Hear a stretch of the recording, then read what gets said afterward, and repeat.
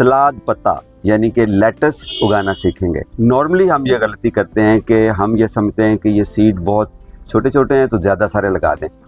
यही ट्रिक है। अभी हम डिटेल से क्लोज़अप देखेंगे कि इसको उगाना कैसे है। कोई इस तरह का आपके घर में ड्रॉपर हो तो आप उससे इस तरह के सुराख कर सकते हैं। अब यहाँ पर मैं आपको एक ट्रिक बताता हूँ, वो ये कि आपने इसको ज़्यादा हार्वेस्ट कैसे लेनी है। अस्सलाम वालेकुम दोस्तों, मैं हूं आपका जावेद इकबाल। आज 29 सितंबर 2024 है और लाहौर का टेम्परेचर जो है वो 27-28 के इर्द गिर्द चल रहा है। और कल बारिश हुई थी, आज भी बादल बने हुए हैं, ठंडी ठंडी हवा है, बड़ा मज़ेदार मौसम हो गया है। और लगता ऐसा है कि अगर आगे मौसम इसी तरह चलता रहा तो बहुत आइडियल वक्त है, सीज़न है मौसम सरमा की सब्जियां के बीज लगाने का।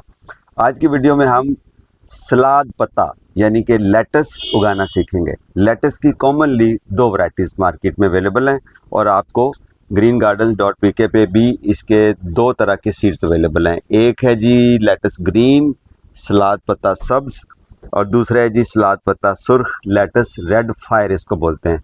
रेड फायर इसलिए बोलते हैं कि इसका नीचे वाला हिस्सा ग्रीन होता है और 1/3 या हाफ ऊपर वाला वो रेडिश पर्पलिश रेडिश या मैरूनिश रेडिश होता है और ड्रेसिंग में बहुत अच्छा लगता है। दोनों का टेस्ट तकरीबन एक जैसा होता है, दोनों को उगाने का तरीका भी तकरीबन एक जैसा है, बल्कि एक ही जैसा है। और इसके दोनों के बीज भी थोड़े से कलर शेड के साथ एक जैसे होते हैं शेप में। इसके बीज बहुत बारीक और लाइट वेट होते हैं और नॉर्मली हम ये गलती करते हैं कि हम ये समझते हैं कि ये सीड बहुत छोटे छोटे हैं तो ज़्यादा सारे लगा दें।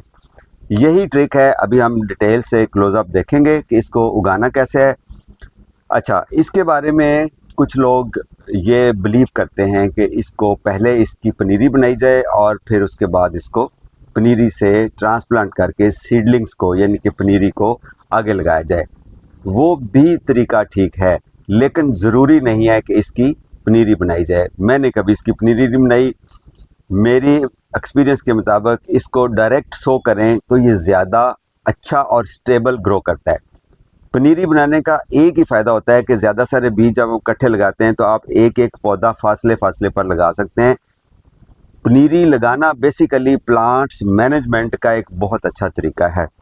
वो बीज जो बहुत बारीक होते हैं और ऐसे पौधे की ट्रांसप्लांट शॉक को भी वो बर्दाश्त कर जाते हैं, जिस तरह ब्रोकली, बंद गोभी और फूल गोभी वगैरह, तो उनके आप एक जगह इकट्ठे बीज लगा देते हैं। जब वो 2.5-3 इंच के हो जाते हैं उसके बाद उनको ट्रांसप्लांट करते हैं तो हमें विजुअली और विजिबली मुनासिब फासले पे पौधे को लगाने के लिए आसानी पैदा हो जाती है।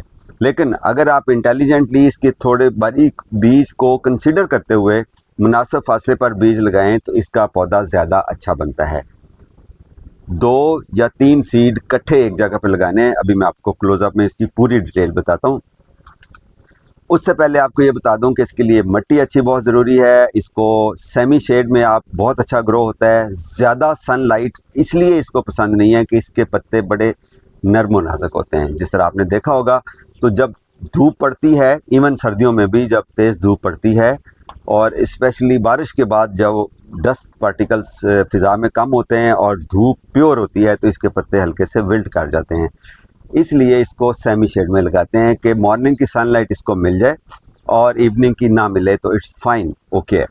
फुल सनलाइट में ये चल जाता है लेकिन कभी कभी ये प्रॉब्लम करता है और अगर एकदम से मौसम गर्म हो जाए तो ये इसके पत्ते बर्न भी हो जाते हैं अगर आप पानी का प्रॉपर ख्याल ना रखें। और कंप्लीट शेड में भी इसके पत्ते थोड़े से कलर चेंज कर जाते हैं। तो इसको धूप चाहिए लेकिन पार्शियल शेड जिसको कहते हैं। जब हम कहते हैं पार्शियल शेड या सेमी शेड तो इसका मतलब होता है 4 से 6 घंटे धूप काफ़ी है उसके लिए और प्रेफरेबली मॉर्निंग सनलाइट। ठीक है जी। पानी इसको ज़्यादा चाहिए इसलिए कि पत्ते इसके बड़े होते हैं। जो पौधे जिनके पत्ते बड़े होते हैं उतना ही पानी इवेपोरेट करते हैं। आप यूँ समझ लीजिए कि सूरज की रोशनी जितने ज़्यादा हिस्से पे पड़ेगी, बड़ी सरफेस पे पड़ेगी, उतने ही इवेपोरेशन पानी की ज़्यादा होगी।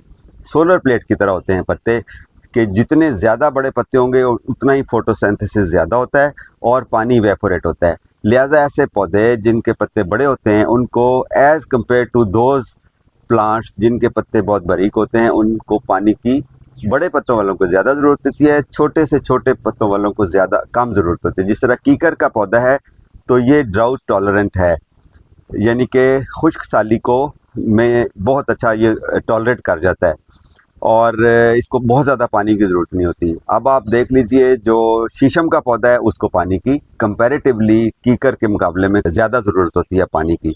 केले का पौधा है तो इसके बड़े पत्ते होते हैं, पानी भी ज़्यादा इवेपोरेट होता है, तो इसको ज़्यादा पानी की ज़रूरत होती है।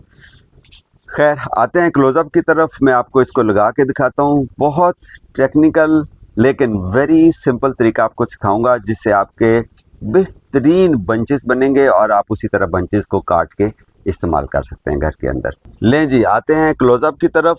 तो जिस तरह आप देख रहे हैं मेरे पास सीज़र है, ये लेटस ग्रीन लेटस है और ये रेड फायर लेटस है, दोनों के सीड्स अवेलेबल हैं। हम किसी एक पैक को खोलेंगे, ग्रीन लेटस को खोलेंगे। साथ में आप देख रहे हैं मेरे पास ड्रॉपर है और ड्रॉपर की वजह से हम इसका मार्किंग करेंगे। कैसे करेंगे आपको मैं बताता हूँ। और मट्टी, सबसे पहले मैं आपको मट्टी का बता दूं कि मट्टी इसकी well draining rich and soft soil है। 50% हमने इसके अंदर ऐड की है वर्मी कंपोस्ट और 50% इसके अंदर हमने भालू मट्टी यानी कि रेतली मट्टी हमने ऐड की है। ठीक है जी। जिस तरह अभी आप देख रहे हैं कि ये मट्टी बड़े आराम से ये नीचे तक नरम है।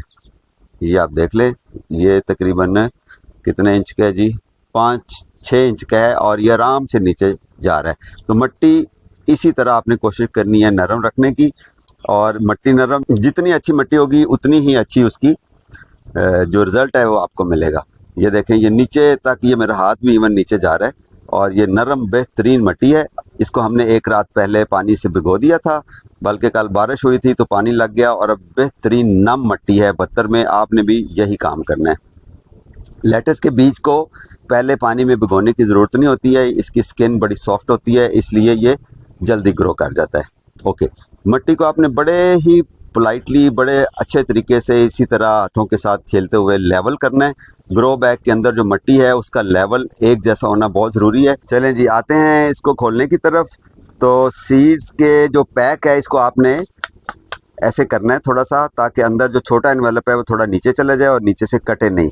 और इस एनवेलप को आपने नीचे से नफासत के साथ काटना है ताकि हम इसको plant tag as a use कर सकें इस एनवेलप को। तो इसमें से जनाब निकलेगा एक छोटा पैक और इसके ऊपर लिखा हुआ है जी हैप्पी गार्डनिंग। और हैप्पी गार्डनिंग तब होगी जब आपके रिज़ल्ट अच्छा मिलेगा। तो ये माशाल्लाह इसके अंदर काफ़ी सारे सीड्स हैं और हमें टोटल ये 12 बाई 12 इंच का ग्रो बैग है। इसके अंदर टोटल हमने 20 से 25 सीड लग सकते हैं, वो भी ज़्यादा, लेकिन 10-12 जो है आइडियली अगर आप पनीरी बना के लगाएं तो इससे ज़्यादा आपको ख़ुद फील होगा कि ये कंजस्टेड हो जाएगा। तो अभी हम इसके सीड जो है वो हम लगाएंगे। लगाने का 2 तरीके हैं। एक तो बिल्कुल देसी तरीका है और वो ये है कि आप इंटेलिजेंटली 2 से 3 सीड, ये देखें 2 या 3 सीड आपने पकड़ने और इस तरह ये पिंच मेथड या चुटकी मेथड से आप इसको ऐसे लगाते जाएं, ऐसे करके, और इसके बाद ऊपर से कवर करेंगे। लेकिन एक थोड़ा सा और मॉडर्न तरीका है, इनोवेशन है, वो ये है कि कोई इस तरह का आपके घर में ड्रॉपर हो तो आप उससे इस तरह के सुराख कर सकते हैं। इससे आपको ये पता चलेगा कि आप कितने फासले पर सुराख कर रहे हैं, और ये कम से कम होना चाहिए 3 से 4 इंच। ठीक है, तो 3 से 4 इंच के फासले पर इतना ही गहरा, ये हाफ इंच से थोड़ा सा कम सुराख करके, और उसके अंदर आप इंटेलिजेंटली 2 से 3 सीड आप अंदर डाल देंगे और उसके बाद इसको कवर कर देंगे। ठीक हो गया। जब आप सीड डाल रहे हो तो आपने इनको सुराखों को बंद नहीं करना, ताकि आपको पता हो कि जी कितने फासले पर हमने सुराख किए और कितने हो गए, साथ साथ नहीं बंद करना। ओके, ये लग गए। अभी हम बाकी सीड को रखते हैं जी प्लेट में, और इसको आपने ऊपर से हल्का सा कवर कर देना है। तो अभी आपके जो सीड्स की जो डेप्थ थी वो आइडियली वही है जो हमें चाहिए, क्योंकि बारीक सीड है तो हमने बहुत ज़्यादा इनको गहरा नहीं लगाना, लेकिन हम एहतियातन इसके ऊपर मिट्टी डालेंगे थोड़ी सी, और मैं डालता होता हूँ वर्मी कंपोस्ट, तो हल्की सी लेयर जो कि आधा इंच से भी थोड़ी सी कम होगी तो वो हम डालेंगे, ये इंश्योर करने के लिए कि इसके सीड जब हम पानी लगाएं तो इधर से उधर ना जाएं, और पानी लगाने की वजह से बह के, क्योंकि लाइट वेट होते हैं, ऊपर ना आ जाएं। तो ये इतनी सी लेयर हम डाल देंगे, और ये भी उसी तरह नम है। और ये है जी वर्मी कंपोस्ट मैं डालता हूँ इसलिए ताकि एक अच्छी न्यूट्रिशन की एक फीड उसको डोज मिल जाए। ये हमने डाल दिया। अभी हम इसको लगाएंगे पानी और फिर इसको टैग करते हैं। अच्छा जी, पानी इसको लगाना है किसी शावर के साथ या स्प्रे बॉटल के साथ, और बड़े प्यार से लगाना है। कोशिश ये करनी है कि पानी इवन लगे, और जो आपका बीज हैं वो नज़र ना आए, यानी कि तेज़ धार किसी चीज़ के साथ, लेट्स से कि अगर ये ऐसे धार वाला हो तो ये बीज को नीचे से निकाल के बाहर ले आएगा। तो आपने इस शावर को यूज़ करना है, और इस तरह से आपने इसका पानी लगाना है। ठीक हो गया जी। और पानी इस वक्त इसलिए लगाया, हालांकि मिट्टी बतर में थी, नम थी, लेकिन पानी इसलिए लगाया है ताकि बीज और मिट्टी का आपस में मिक्सअप हो जाए, मिलाप हो जाए, और बीच में कोई एयर पॉकेट्स ना रह जाए। जब बीज मिट्टी और पानी के साथ मिलता है तो फिर वो जाग जाता है, और उसे पता चल जाता है कि अब मेरे उगने का वक्त आ गया। फिर वो टेम्परेचर को जज करता है, सेंस करता है, फील करता है, और उसके बाद वो उगना शुरू हो जाता है। ओके जी, अभी बारी आती है टैग की। तो टैग के लिए ये जो एनवेलप मैंने आपको बताया था, इसको यूज़ करना है। चॉप स्टिक, बारबेक्यू स्टिक या कोई भी खुश्क टहनी आप कहीं से तोड़ के सीधी सी खूबसूरत सी उसको आप इसके नीचे से डालेंगे। तो नीचे से काटने का मकसद अभी आपको समझ आ गया है। तो अभी आप इसको यहाँ लगाने से पहले इसकी बैक साइड पर लिखेंगे डेट आज की, और उसके बाद आप इसको यहाँ लगा देंगे। फिर आपको पता होगा कि किस डेट को लगाया था, किस कंपनी का सीड है, उगा है अच्छा तो तब भी, नहीं होगा तो तब भी आप कंप्लेन करने के काबिल हो जाएंगे। आप इसको लगा दीजिए। बाकी बातें करते हैं जी अभी। लें जी, क्लोज़अप आपने देख लिया। बहुत आसान है इसका बीज लगाना, बस आपने इस चीज़ का ध्यान रखना है। एक तो बीज 3 से 4, मैक्सिमम 4, इससे ज़्यादा नहीं इकट्ठे लगाने। कोशिश करें कि 2 से 3 सीड लगाएं। हेल्दी सीड होंगे, अगर अच्छी कंपनी के होंगे तो वो जर्मिनेट होंगे 100%, और आपको परेशानी की कोई बात नहीं है। पनीरी बनाना चाहें तो आप इसी तरह जो नॉर्मल तरीका है पनीरी बनाने का, किसी छोटे गमले के अंदर सारे बीज स्प्रिंकल कर दें। जब वो 2-2.5 इंच 3 इंच हो जाएं तो उनको ट्रांसप्लांट कर सकते हैं। वो भी तरीका ठीक है, लेकिन मैं इसको फॉलो करता हूँ। इससे ज़्यादा यानी कि वो जो ट्रांसप्लांट का शौक़ होता है पौधे को, यानी कि वो जो स्ट्रेस में जाता है वो नहीं जाएगा, और उसकी स्मूथ ग्रोथ स्टार्ट रहेगी। और दूसरी चीज़ जो आपने ख्याल करनी है वो ये कि इसके सीड्स को आपने ऊपर से मिट्टी से बहुत ज़्यादा कवर नहीं करना और बहुत कम भी कवर नहीं करना। रीज़नेबल मिट्टी इसके ऊपर आनी चाहिए, ताकि बीज बहुत ज़्यादा अगर नीचे लेट से 1 इंच 1.5 इंच नीचे लगा देंगे तो वो शायद ना उगे। और अगर आप बिल्कुल ऊपर रख देंगे तो पानी से भी बह जाएगा बीज, पानी जब लगाएंगे ऊपर आ जाएगा, या उसको चिड़ियाँ चुग जाएंगी। ठीक है। अभी आपने इसको रखना है सेमी शेड में, यानी कि धूप इसको ज़रूरी है लगना। अगर आप बिल्कुल इंडोर रख देंगे और ग्रो करेंगे तो हो सकता है इसके पत्ते निकल आएँ, लेकिन एबनॉर्मल ग्रोथ हो जाएगी और पत्ते गिर जाएंगे। दूसरा रीज़न जो पत्ते इसके गिर जाते हैं, ऊपर जड़ें रह जाती हैं, वो ये होती है कि हम बीज को बहुत ज़्यादा ऊपर लगा देते हैं, उसके ऊपर रीज़नेबल जो लेयर है मिट्टी की वो नहीं डालते, तो उसका बीज ऊपर ऊपर ही उगता है, और जब पत्ते बड़े होते हैं तो उसके बाद वो लेट जाता है या वो ख़त्म हो जाता है। तो आपने इसको कवर अच्छी तरह से करना है। इस मिट्टी को आपने नम रखना है जब तक इसकी जर्मिनेशन नहीं होती। नमी में और गीले होने में यही फ़र्क है कि पानी जब बिल्कुल खुश्क हो रहा हो मिट्टी का, आप समझें कि अब मिट्टी खुश्क फीलिंग आ जाती है कि मिट्टी खुश्क हो रही है, आपने पानी डालना है और थोड़ा वाटरिंग करनी है। कोशिश किया करें कि जब भी आप पानी लगाएं पौधे को तो उसको इतना पानी लगाएं कि उस गमले के अंदर या ग्रो बैग के अंदर जितनी मिट्टी है वो नीचे तक गीली होनी चाहिए। मिट्टी के अंदर नमी ज़्यादा देर तक बरकरार रहती है, गर्मियाँ हों तो वो ठंडा भी रखती है और पौधे को जल्दी खुश्की नहीं आती। अगर बीच में ब्रेक्स आ जाएं, आपने पानी लगाया फिर इर्रेगुलर वाटरिंग जिसको कहते हैं कि खुश्की आ गई फिर पानी लगाया, तो उससे पौधे स्ट्रेस में चले जाते हैं, परेशान नहीं होते। जिस तरह हम 3 टाइम खाना मिलता रहे तो कंफर्टेबल रहते हैं, कोई एक टाइम का भी स्किप हो तो हम थोड़ा सा, हमारा मैदा भी परेशान होता है और हम भी परेशान होते हैं। तो पौधों का भी यही सिस्टम होता है। सेमी शेड में आपने इसको रखना है। 3 से 4 दिन में असूलन, अगर अच्छा मौसम है, सीड अच्छा है, सब कुछ अच्छा है, तो 3 से 4 दिन में आपको पत्ते इसके नज़र आने शुरू हो जाएंगे। वरना आइडियली इसके 8 से 9 दिन 10 दिन में सारे निकल आते हैं। जब निकल आएंगे तो आपने आज अगर बीज लगाए हैं तो तकरीबन 25 से 30 दिन के बाद ये तैयार हो जाएगा पहली हार्वेस्ट के लिए। अब यहाँ पर मैं आपको एक ट्रिक बताता हूँ, वो ये कि आपने इसको ज़्यादा हार्वेस्ट कैसे लेनी है। जब इसके पत्ते तकरीबन 3 से 4 इंच हो जाएं तो आपने इसको किचन सीज़र के साथ, जो कि 3-4 कट्ठे बीज लगाए थे, तो वो इसी तरह बंच उगेगा। पूरे बंच को आपने आधा इंच नीचे छोड़ के काट लेना है और उसके बाद पूरे ग्रो बैग को या पूरे गमले को आपने काट देना है। काट के कुछ खा लें, इस्तेमाल कर लें और कुछ बांट दें।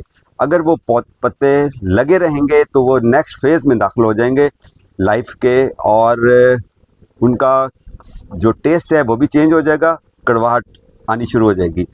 और जब काटेंगे तो मज़ीद पौधे नहीं बनेंगे, पत्ते नहीं निकलेंगे। तो लिहाजा इसके ज़्यादा हार्वेस्ट लेने के लिए, ज़्यादा यानी कि लॉ लेने के लिए, यानी कि एक दफ़ा काटा दूसरी दफ़ा काटा, तो जितना जल्दी आप काटते रहेंगे छोटे पत्तों को, टेस्ट भी सही रहेगा और बांटते रहें। अगर आप ये कहें कि जी आज हमें थोड़े से पत्ते चाहिए और बाकी जो है वो हम फ्रिज में रख लेंगे या लगे रहने देंगे, तो दोनों सूरतों में आपको नुकसान है। आप पत्ते काटिए, कुछ हमसायों को दे दीजिए, ख़ुद आप यूज़ कर लीजिए। अगर आपने ज़्यादा ग्रो बैग्स लगाए हैं तो कोशिश कीजिए कि आज बीज लगाए हैं तो 1 हफ़्ते के बाद दूसरे में लगाएं, 1 हफ़्ते के बाद दूसरे में लगाएं, तो फेजेस में तैयार होंगे। तो इस चीज़ का आपने ख्याल रखना है। तो घर के अंदर सलाद पत्ता ज़रूर लगाएं, क्योंकि ये ऑक्सीजन भी देता है, आपकी गार्निशिंग में भी काम आता है, और डायरेक्ट पत्तों को खाने का जो आपको फ़ील आएगी, शायद बाज़ार से ला के हम पत्तों वाली सब्ज़ियों को उस तरह से यानी कि कंफर्टेबल फ़ील नहीं करते हैं कि हम डायरेक्ट खाएं, क्योंकि हमें नहीं पता होता इसके ऊपर स्प्रे हुआ है, क्या हुआ है, गंदे हाथों से टूटा है, गंदे पानी से धुल के है। लेकिन आपके सामने जब उगा होगा, आपने खुद उगाया होगा, तो आप उसको डायरेक्ट खाएंगे। हमारे घर में तो ये बहुत शौक़ से खाया जाता है, सिर्फ ड्रेसिंग में यूज़ नहीं होता। तो आप भी अपने घर में जब ग्रो करके खाएंगे तो आपको टेस्ट डेवलप होगा और आप इंजॉय करेंगे। अपना ख्याल रखिए, घर के अंदर सब्जियां लगाना फ़र्ज़ है आपके ऊपर। ऑक्सीजन भी आप पैदा कर रहे हैं, आपका अच्छा वक्त भी गुजर रहा है, और आप एक हेल्दी एक्टिविटी कर रहे हैं अपने लिए और अपने बच्चों के लिए। खुराक उगा रहे हैं, हेल्दी खुराक, और इससे आपकी सेहत बनेगी। अपना ख्याल रखिए। Happy gardening.